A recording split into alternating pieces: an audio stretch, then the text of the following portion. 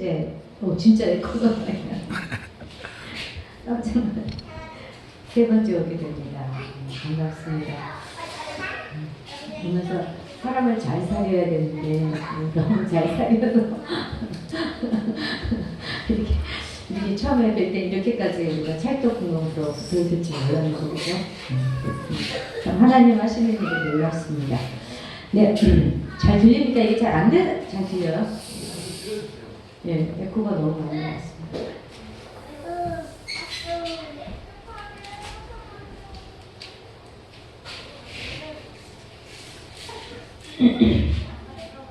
하나님께서 한 사람을 선택해서 이제 하나님의 백성을 이렇게 만들어가는 과정은 정말 우리의 그런 생각을 뛰어넘는 대단한 일입니다. 정말 하나님이시기에 그 모든 또 시간과 역사의 주인이신 그분이시기에 가능한 일이죠.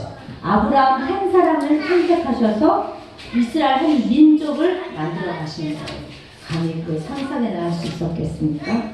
바로 그 역사의 기록이 우리 성경입니다. 특히 구약의 모세에게는 그것에 관하여 집중하고 있습니다. 특히 오늘 읽은 이 출애굽기 말씀은요, 마침내 이제 종로를 400년을 마치고 출애굽하는 역사적인 그 사건이 아주 스펙타클하게 기록되어져 있습니다. 성경에 다 몇 장에 걸쳐 이렇게 기록되어져 있다고 우리가 너무 쉽게 생각하는 것은 아닌지 모르겠습니다. 우리 그때를 한번 돌아가 봅시다. 그 당시 그들에게는 정말 피를 말리는 것 같은 긴장감과 불안감, 애절함 이런 것들로 제대로 숨도 쉬기 어려웠을 것입니다.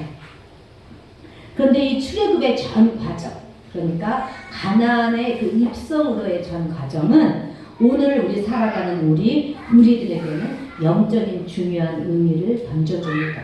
그러니까 애굽은 세상의 비유겠죠. 애굽은 세상으로, 가나안은 하나님의 나라.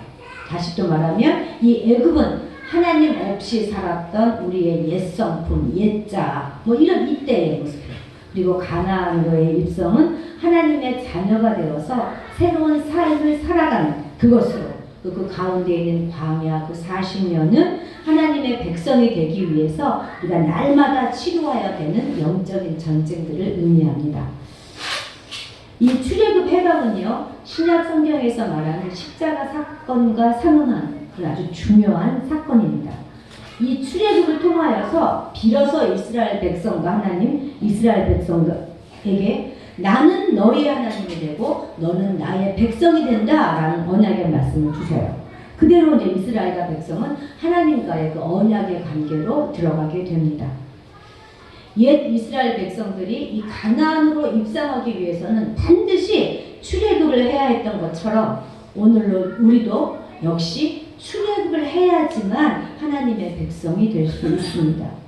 옛생활, 옛습관, 옛자아, 그 세상에 그냥 머물러 있기 좋아했다가는 우리는 하나님 안에 나라에 들어갈 수 없는 것입니다.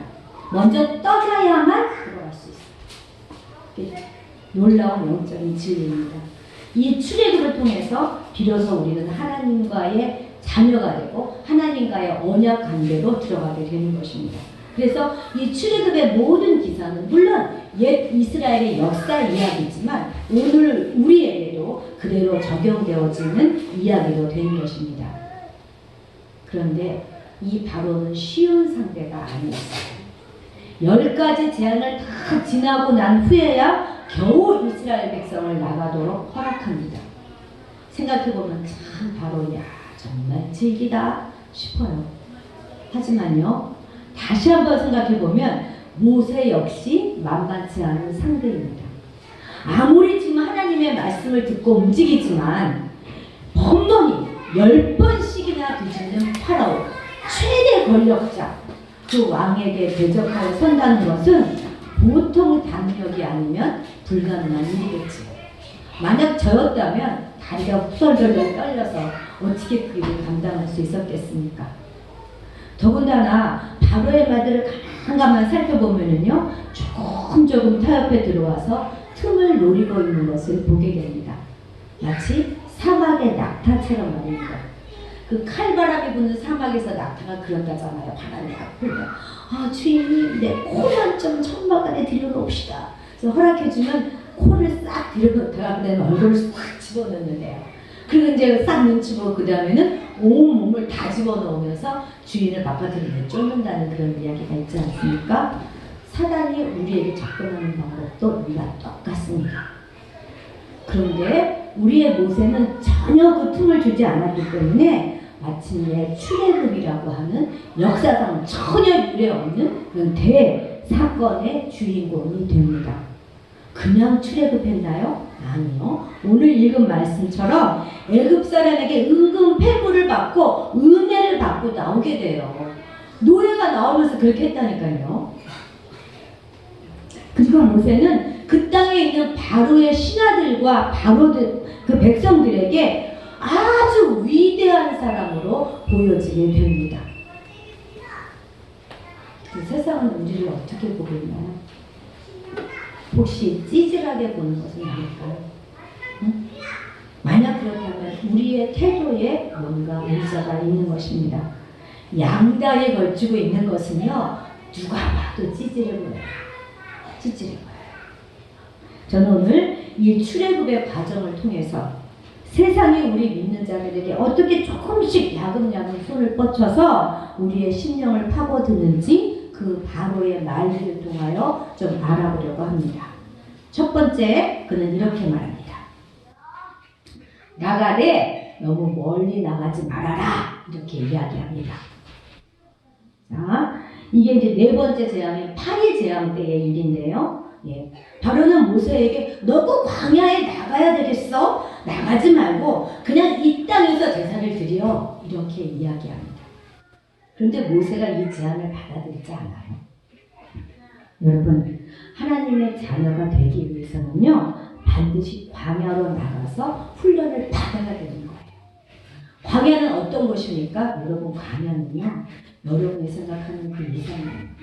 제가 성지순례 다녀왔었는데 비행기를 중간에서 한번 갈아타고 이제 애굽으로 저희 먼저 들어갔는데 비행기를 타서요 5시간 가는 거리가 사막이에요. 기차로 5시간이 아니라 비행기로 5시간. 그게 온통 사막이에요. 정말 가도 끝이 없는, 그냥 하나님 이외에 아무것도 더 이상 바라볼 곳이 없는 그곳이 광야예요. 우리가 인생의 그 어려움을 광야로 비유하는데 저 웃으면서 그 정도 아니야 광야는 저렇게 얘기하죠. 그 어마어마한 광야입니다. 그것으로 나아가야만 우리는 하나님 나라에 들어갈 수 있는 거예요. 내가 가진 거 다 가진 채로 내가 하고 싶은 거 다 하면서 내가 누리던 거 다 누리고 내가 모든 영광 다 손에 꽉 쥐고 그렇게 하나님 자녀가 되는 방법은 전혀 없습니다.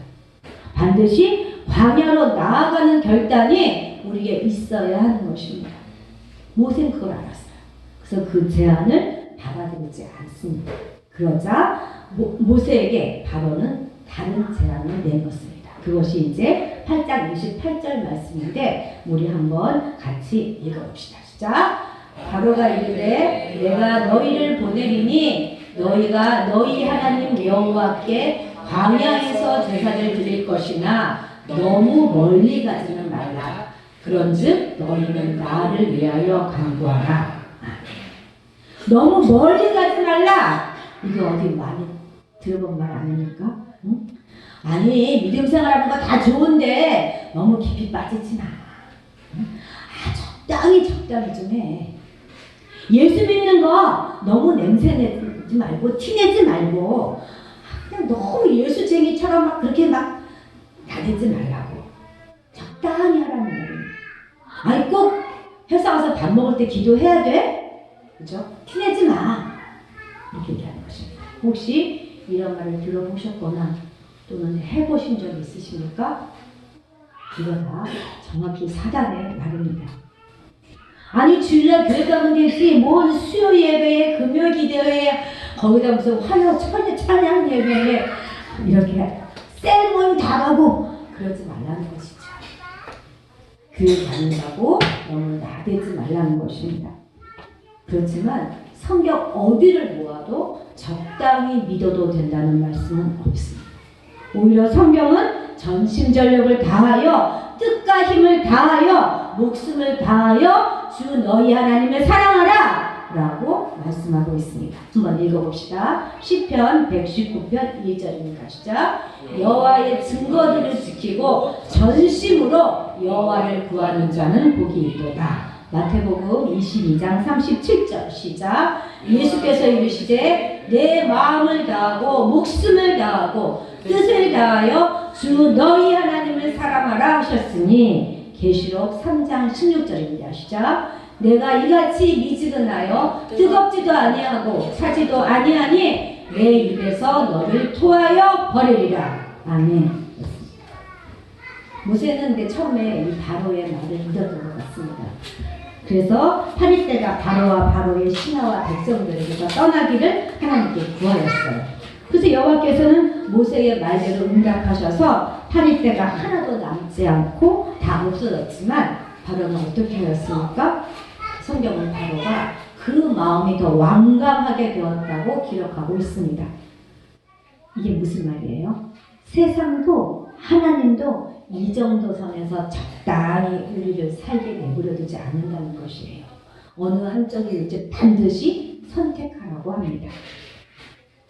사람들을 만나보면 다이어트 안 해보는 사람 거의 없지 않습니까? 다 해봤죠, 그죠? 그런데 이렇게 쉽게 살이 빠지던가요? 아주 죽기 살기로 해야 살이 빠집니다. 한때 빠지는 것 같았다가도 조금만 방심하지요? 도로 원상복구돼요. 원상복구만 되면 다행이게요. 더 찌는 경우가 훨씬 더 많습니다. 육의 살을 빼는 것도 그런데 영의 지방을 빨리 빼는 거에는 얼마나 각고의 노력과 훈련으로 빠지겠습니까? 세상과 하나님을 겸하여 섬기면서 양쪽의 장점만을 취하는 그런 인생은 있을 수 없습니다. 이때 적당히 믿으라 하는 말은 도저히 성립할 수 없는 사탄의 사탄발림이라는 사실을 기억하고 어느 한쪽이든지 양당 간의 결정을 내려야 하는 것입니다. 여러분 어느 쪽을 선택하시겠습니까? 어느 쪽에 서시겠습니까? 중립지대는 없습니다. 두 번째, 그는 이렇게 말합니다. 장정만 가라. 자, 이게 이제 제가 이제 아이들을 외우게 할 때 외우는 건데요. 10가지 제형은 순서대로 이렇게 외우는 거예요. 피계, 이파, 가도, 공유, 흑자 이렇게 외우면 10가지 제형을 쉽게 외울 수 있거든요. 피계, 이파, 파가 그냥 파가 아니고 팔이에요. 피 알죠? 팔이. 가축의 제형, 악질인 보통 이제 악질의 제형이라고도 하는데 저는 가축의 몸에 나는 악질이기 때문에 피계, 이파, 악독, 우매는 좀 말이 쉽지 않은 거거든요. 이렇게 매개시키거든요. 피계, 이파, 가독, 우매, 흑장 이렇게 외우는데 한번 여러분들도 이렇게 한번 외워보시기 바랍니다. 이 이제 파리 재앙을 지나요. 네 번째 파리 재앙을 지나고 나면 요 파리 재앙을 지나고 나면 가축의 악질로 죽는 가축 재앙이 있고요. 그 다음에 6번째 사람의 온몸에 독정이 나는 그런 재앙이 오고 7번째 우박의 재앙이 옵니다. 그것을 거쳐서 8번째 메뚜기 재앙에 이르게 됩니다. 여기까지 오면 아마 애굽은 거의 초토화되었을 것입니다. 아주 너덜너덜하게 되었을 것이에요. 이렇게 되니까 다시 바로가 백기를 흔듭니다. 자, 10장 11절 함께 읽어보겠습니다. 시작. 그렇게 하지 말고 너희 장정만 가서 여호와를 섬기라. 이것이 너희가 구하는 바니라. 이에 그들이 바로 앞에서 쫓겨나니라. 무슨 얘기냐면요. 어른들만 믿으면 되지 왜 애들한테까지 그러느냐 하는 것입니다. 우리나라에서 한 사람이 예수를 믿게 되면 대부분 한 번쯤 겪는 문제가 뭐냐면 제사의 문제예요. 제사의 문제. 그때 집안 어르신들이 뭐라고 말합니까? 그래, 너 예수 믿어 제사 못 지낸다고? 알았어, 그래. 그래, 그럼 애들을 시켜. 애들은 괜찮잖아, 애들은.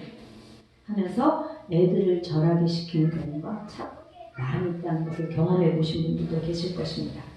거기에 이제 남편 집사님이나 아내 되신 집사님이 우물쭈물하게 되면 이제 가정의 불화로도 연결되게 되겠죠. 그런데 이렇게 분란이 일어나는 게 어려워서 조용히 타협하는 것이 지혜로운 것일까요?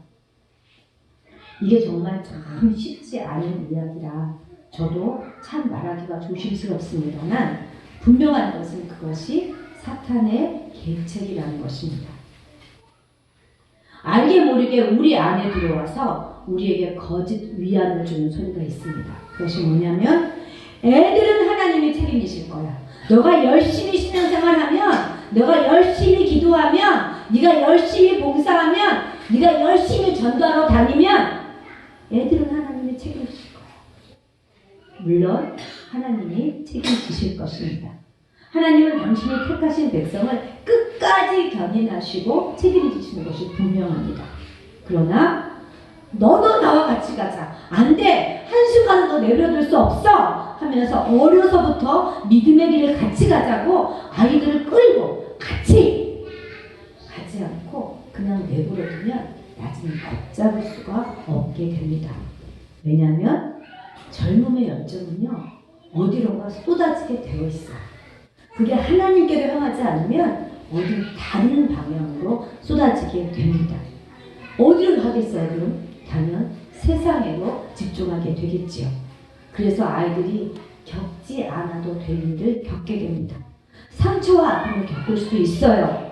그리고 돌아오기 위해서는 다시 한번 어마어마한 대가를 그들이 치루어야 하는 것입니다. 하나님은 믿음의 계보를 이어가는 그 일을 그 어떤 것보다 중요하게 여기십니다. 하나님이 결혼을 왜 주셨어요? 자손을 이어가기 위해서 결혼을 왜 주신 것이거든요. 그래서 성경은 뭐라고 말합니까? 자녀들에게 잘 때나 누웠을 때나 길을 갈 때나 집안에 있을 때나 큰 말씀을 외우고 강론하라고 가르치시지 않습니까? 그런데 사탄은요 그 믿음의 대를 이어가는 것을 가장 두려워합니다. 사탄은 지혜로운 것 같지만 의외로 정보에는 능통하지만 하나님의 역사를 미리 알아서 대비할 능력은 그들에게 없다고 그래요. 창세기 15장 13, 14절인데 한번 같이 읽어봅시다. 시작. 여호와께서 아브라함에게 이르시되 너는 반드시 알라. 내 자손이 이방에서 객이 되어 그들을 섬기겠고 그들은 400년 동안 내 자손을 괴롭히리니 그들이 섬기는 나라를 내가 증벌할지며 그 후에 내 자손이 큰 재물을 이끌고 나오리라. 아멘. 이런 예언이 이미 이때보다 한 500년 전에 이미 하나님이 아브라함에게 주셨어요. 그럼 이 예언의 말씀을 사탄이 알까요? 알아요. 알았어요. 아브라함이 들었으니까 사탄도 들었던 거예요. 자, 이제 사탄은 그때가 물을 잃어버렸다는 걸 알아요. 그런데 도대체 그 하나님의 위대한 역사를 누구를 통해서 하나님이 언제 어떻게 이루실지는 모르는 거예요. 사탄도 초조해졌어요. 분명히 이때쯤 된 것 같은데, 때는 된 것 같은데. 그래서 어떻게 하냐면 일단 태어나는 히브리 사내 아이는 모두 죽이는 그런 계책을 세우고 바로를 충동질해서 태어나는 사내 아이를 다 나일강에 던져버리도록 그렇게 명령을 내리게 하는 것입니다. 역사상 2번 이런 일이 있었잖아요. 언제 한 번이죠? 모세가 태어났을 때 그리고 예수님이 태어나셨을 때. 이것이 바로 사단의 극약 처방입니다. 저는 오늘날도 그럴 것이라고 생각합니다. 이제 마지막 때예요. 사탄도 급해졌어요. 어떤 믿음의 위대한 사람들이 자꾸 일어나게 되면 그 영향력이 막대해지니까 아예 그런 사람들이 태어나지 않도록 사탄은 총력을 기울입니다. 사단의 최후 목적이 뭐죠? 사단의 목적이 뭐예요? 그것은 뭐냐면 인류가 하나님과 원수가 되어서 인류가 그냥 멸망하는 것입니다. 그래서 이 땅에 동성애를 막 지지해요. 동성애 아이를 낳을 수가 없잖아요. 그죠? 동성애를 막 지지하고 그리고 낙태를 허용하라고 지지하고 젊은이들에게 결혼과 출산에 대해서 아주 부정적인 생각을 넣어줘가지고 아예 다음 세대가 태어나지 않도록 손을 쓰는 것입니다. 요즘 여자가 임신과 출산을 하면 뭐 굉장히 큰 손해를 보는 것처럼 생각하는 경우가 얼마나 많습니다. 뭐 페미니즘이지 이런 것도 다 그런 거예요. 사회 풍토가 그래요. 임신과 출산이 얼마나 귀하고 가치 있는 일이고 하나님이 가장 기뻐하는 일임에도 불구하고 자꾸만 이런 생각을 젊은 사람들의 그 마음 가운데 넣어주는 것입니다. 그런데 모세의 어머니 요게벳은 어떻게 했습니까? 출애굽기 2장 2절입니다. 함께 읽겠습니다. 자, 그 여자가 임신하여 아들을 낳으니 그가 잘생긴 것을 보고 석 달 동안 그를 숨겼으나 네. 이 말씀을 읽으면서 그렇지 모세가 잘생기고 어딘가 막 훌륭한 사람이 될 것 같으니까 그렇게 엄마가 살렸겠지 이렇게 생각하시는 거 아니시죠? 엄마한테 잘생겨 보이지 않는 아들이 어디 있어요? 그죠? 엄마한테 위대해 보이지 않는 아들이 어디 있습니까? 요게벳이라고 하는 한 연약한 여인이 바로라고 하는 큰 세력과 대항하여 아들을 지켜냈던 것처럼 오늘 우리 어머니도 이 세상의 큰 흐름을 막아서 내 자녀는 내가 지키리라 라는 결단이 있어야 하는 것입니다. 세상이 다 그런데 뭘 어떻게 그걸 막아? 그렇게 하시면 되는 것이에요. 여러분들은 세상의 흐름 속에서 자녀들을 지켜내고 계십니까? 어쩔 수 없다고 다 그렇다고 포기하고 계시지는 않으십니까? 저는 중고등부를 맡아서 한 2년 동안 제가 담당했었는데요. 아이들이 제일 힘들어하는 것이 뭐냐면 주일 아침에 일찍 일어나는 것이에요. 왜 이렇게 일찍 못 일어나요? 토요일 밤에 너무 일찍 자는 거예요. 밤새 게임하다가 새벽 3시 뭐 이렇게 자니까 일어나지 못하는 거죠. 근데 이제 엄마 아빠는 이제 교회 가셔야 되니까 아침에 일찍 일어나 교회 가고 없으면 12시 1시까지 늘어지게 자느라고 교회를 못 오는 거지. 또 일찍 일어나는 아이들은 어떻게 해야 돼요? 학원 가야 돼요. 학원. 우리 교회, 저희 교회 얘기 아니고 이 교회 얘기도 아닐 것이라고 생각합니다만 어떤 믿음 좋은 권사님께서는 이렇게 한대요. 너희는 학원 가서 열심히 공부해. 나는 교회 가서 열심히 기도할게. 정말 바른 태도가 아니죠. 저는 모든 엄마들에게는 좋은 의미에서 치맛바람이 반드시 있어야 한다고 저는 생각합니다. 내버려둬도 좋을 거 하나 없어요. 아이들은 정말 지 좋은 것만 하고 싶어해요. 완전히 이기적입니다. 거기에 장단 맞추시면 안 돼요. 아이들은 한 번 엄마 손 밖에 나가잖아요. 그러면 다시 들어오지 않습니다. 저희 딸도 대학 제가 그렇게 반대하는데 지방대학을 갔다는 거죠. 그래서 이제 기숙사에 들어가서 거기서 지내다 보니까 그 이후로는 잔소리가 안 나게 돼요. 제가 걔 눈치를 봐야 돼요. 한 번 엄마 손을 떠나잖아요? 그럼 잔소리도 계속 들어본 아이들이 듣는 거지 안 들은 애들은 못 들어요.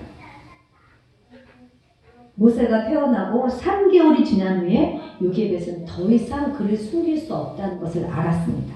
그래서 어떻게 했나요? 그냥 내버렸나요? 아니요. 가대성사를 정성껏 만들고 안에 물이 들어오지 못하고 역청을 칠해요. 그리고 거기다 아기를 물고 강가에 떠내보냅니다. 그리고 강가에 숨어서 그 아이를 지켜봤어요. 요게벳이 이 아이가 출애굽을 이룰 수 있는 그런 위대한 역사를 이뤄낼 수 있는 믿음의 아들이라는 것을 알았기 때문에 이렇게 했을까요? 아니에요. 그렇지 않았어요. 오직 내 아이는 내가 지켜내야 한다는 그 믿음으로 그는 끝까지 이렇게 했던 것입니다. 여러분 절대로 아기를 포기하지 마십시오. 아직 아기가 없는 분들도 결단하십시오. 절대로 난 우리 내 아이가 믿음 안에서 살아가는 것에 관해 포기하지 않겠다. 절대로 결단하셔야 됩니다. 끝까지 나와 함께 가자 하셔야 돼요. 저희 권사님 한 분이 주일학교 교사를 하냐고 일찍 가야 되는데 애들은 일찍 딸은 일찍 일어나지 않으니까 내버려 두고 자기가 와서 교사를 했었더라고. 그때 지금 어떻게 해요? 장성인데 교회 안 가요. 제가 그랬죠. 선생님 그게 아니에요. 아이를 데리고 교회에 오고 교사는 다른 사람이 하게 했었어야 돼요. 아이를 포기하시면 안 돼요. 절대로 어느 순간이라도. 데리고 나와서 아이가 여기서 뛰어노는 게 아무리 힘들어도 데리고 나오든지 아니면 둘 중 하나 꼭 양장간에 가야 된다면 일단 아이들이 자기 믿음을 가질 때까지는 포기하시면 안 되는 것입니다. 이미 장성한 자녀들은 부모가 얻지 못하는 경우도 참 많이 있습니다. 끝까지 포기하지 말고 기도하고 기다려야 하겠죠. 그러나 어린 자녀들은 반드시 어머니들이 믿음의 결단을 해야 합니다. 성경학교하고 학원이 겹쳐요? 어딜 택해야 되죠? 반드시 성경학교를 걸려요. 사탄은 이미 믿음의 길에 들어선 우리한테는 전혀 신경 쓰지 않습니다. 겁도 안 먹어요. 이미 우리는 그렇게 큰 인물이 아니라는 사실을 사탄이 알아요. 그런데 장래가 어떤 큰 인물이 될지 모르는 우리 아이들에 대해서는 지금부터 자신의 손아귀로 들어오게 하려고 안간에 믿습니다. 우리 아이들은요, 지금은 작은 것 같아도 정말 미래에 어떤 위대한 하나님의 사역자가 하나님의 일꾼이 될 가능성이 치대한 그런 아이들이라는 사실을 잊지 말아야 할 것입니다. 세 번째, 사단은 이렇게 말합니다. 이제 양과 염소는 놔두고 가. 이렇게 이야기합니다. 자, 본문 10장 24절 함께 읽겠습니다. 시작. 바로가 모세를 불러서 이르되 너희는 가서 여호와를 섬기되 너희의 양과 소는 머물러 두고 너희 어린 것들은 너희와 함께 갈지니라. 아멘. 양과 소는 뭘 말해요? 바로 재물입니다. 재물. 그렇습니다. 당시 양과 소는 이들의 재산이었어요. 아니 그냥 믿으면 되지 꼭 헌금을 해야 돼? 그렇죠. 처음에 제가 이제 이렇게 말씀을 생각할 때는 사단의 마지막 유혹이 자녀일 거다라고 생각했는데 자식보다 물질에 대한 유혹이 나중 수단이라는 게 전 조금 의아했습니다. 그런데 가만 생각해 보면요, 사단도 아는 거예요. 물질이 있는 곳에 마음이 있다는 것을 말합니다. 누가복음 21장에 보면 성전에 가신 예수님께서 헌금함을 유심히 보시는 그런 기사가 나와요. 가난한 과부가 2렙돈에 헌금하는 이야기 다 아시지 않습니까? 아마 예수님께서는 유대 지도자들과 긴 논쟁을 하시고 또 제자들에게 교훈을 베푸신 후에 잠시 휴식을 취하시면서 헌금하는 모습을 지켜보고 계셨던 것 같습니다. 그런데 여기서 한 가지 좀 의문이 드는 것은요, 거룩하신 주님께서 성전의 여러 부분들을 다 내버려 두고 왜 유독 헌금함을 주목하고 계셨을까 하는 것입니다. 흔히 좀 은혜롭지 못하잖아요. 목회자가 딴 거 안 보고 사람들이 헌금을 어떻게 하나 이걸 이렇게 보고 있으면 그게 얼마나 은혜롭지 못합니까? 그죠? 덕이 안 되잖아요. 하지만 이런 생각은 우리의 오해일 뿐입니다. 왜냐하면 헌금이야말로 우리 신앙에 대한 가장 정확한 척도가 되기 때문입니다. 자, 기업의 경우를 한번 살펴봅시다. 대차대조표나 손익계산서와 같은 그런 재무제표를 보면은요, 그 기업의 현재 상태뿐만 아니라 과거의 그 흐름까지도 상세하게 파악할 수 있다고 합니다. 또한 정부 역시 아무리 화려한 구호를 내세우고 정책을 선전한다 할지라도 예산 편성을 보면 그 실체가 금방 드러나게 되는 것입니다. 그런데 무서운 것은 바로 이러한 사실이 성도의 개인의 그런 신앙 상태에도 그대로 적용될 때가 많다는 것입니다. 그래서 성도들의 헌금하는 면면을 살펴보면 그 사람의 신앙 수준을 짐작할 수 있는 경우가 많습니다. 그래서 이런 말이 있어요. 지갑이 회개하지 않으면 진정으로 회개하는 것이 아니다 라는 말이 아주 유명하신 분이 하신 것입니다. 칼빈이 했나 그죠? 그랬던 것 같아요. 정확하지 않아요. 목사님들은 참 헌금 설교하기를 어려워하십니다. 하다 보면 누군가 꼭 시험 드는 사람이 있거든요. 저 역시 이제 이 설교를 준비하면서 이렇게 결론을 내지 저도 정말 몰랐어요. 그냥 막연하게 바로 이 말들이 점점 이렇게 좀 이렇게 정리해보고 그걸로 설교를 구성해보면 참 좋겠다 하는 생각을 들어서 시작했거든요. 결론은 이것인 거예요. 저 역시 마음이 편치 않고 저 역시 제 지갑이 철저히 회개해왔다고 그렇게 외칠 수 없기 때문에 참 부끄럽습니다. 그렇지만 우리 함께 하나님 앞에 정직하게 섭시다. 하나님은 정확하게 우리의 물질의 방향이 하나님께로 향하기를 원하십니다. 그걸 알기 때문에 사단은 바로 이것으로 우리를 유혹하는 거예요. 야, 네가 애써서 번 돈인데 그렇게 하는 거 아깝지 않아? 그거 이렇게 내고 한 달 또 어떻게 살래? 다른 사람 다 헌금해. 이럴 때 우리는 우리가 물질의 청직이라는 사실을 잊지 말아야 하는 것이에요. 청직이라는 말이 뭐예요? 그건 뭐냐면 그냥 우리 것이 아닌데 맡아 관리하는 사람이다 이 뜻이라는 것입니다. 그러므로 우리들은 영적인 은사와 축복뿐만 아니라 물질에 있어서도 하나님 중심으로 움직이는 그런 신앙생활을 하여야 할 것입니다. 받은 물질을 나만을 위해서 내 가족만을 위해서 사용하기보다는 먼저 하나님의 나라와 가난한 이웃들을 위해서 사용하기로 우리 모두 결단합시다. 그리하여 마지막 날 주님께서 오셔서 여러분의 지갑을 좀 보자고 하실 때 여러분의 배만 뚫렸던 부끄러운 지갑이 아니라 하나님과 이웃을 위해 쓰여지던 아름다운 지갑을 내어놓을 수 있게 되시기를 주님의 이름으로 축복합니다. 말씀을 냈습니다. 우리는 모두 영적으로 출애굽해야 합니다. 출애굽해서 광야를 거쳐야지만 약속의 땅 가나안으로 들어갈 수 있습니다.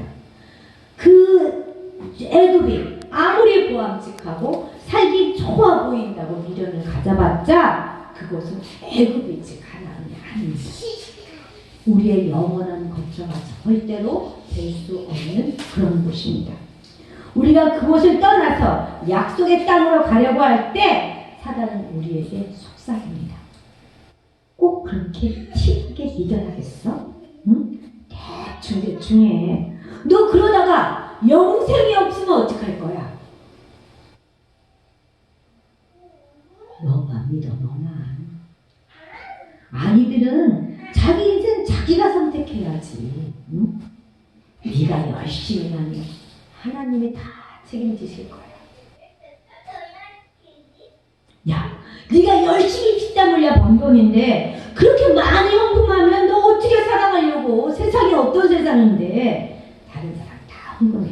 그러니까 너는 그냥 하늘청만 해. 여러분들은 지금 어느 단계에 와 계십니까? 사단의 조건을 하나 받아들이면 결국 우리는 전부 다 잃게 될 것입니다. 오늘 우리는 하나님 앞에서 절대 물러서지 않기를 다시 한번 다짐해야만 할 것입니다. 다시 한번 강조합니다. 출애굽하지 않으면 가나안으로 들어갈 수 없습니다. 우리가 세상과 타협하지 않을 때 오히려 세상이 우리를 두려워하는 것이에요.